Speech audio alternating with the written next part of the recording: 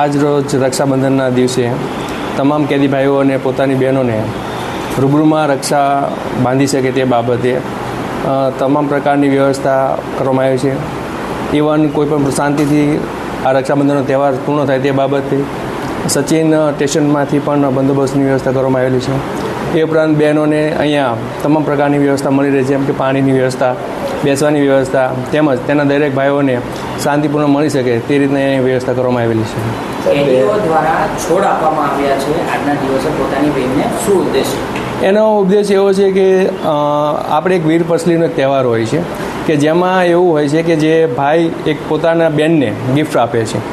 તો એક આ રક્ષાબંધનના દિવસે ભાઈ પોતે એક જેલની અંદર હોય અને પોતાની પાસે કોઈ વસ્તુ એવું ઉપલબ્ધ ના હોય, પણ એક આ છોડ યાદીરૂપી આપે અને પોતાના ઘરમાં એક એને સ્થાપન કરે અને પોતાનો ઉછેર કરે, એ બાબતે પર્યાવરણને પણ એક આપણે સારો ઉપદેશ અથવા તો આપણે એક સંદેશ આપી શકીએ, એ પણ અંદર એક સમાવેશ અંદર કરવામાં આવેલો છે.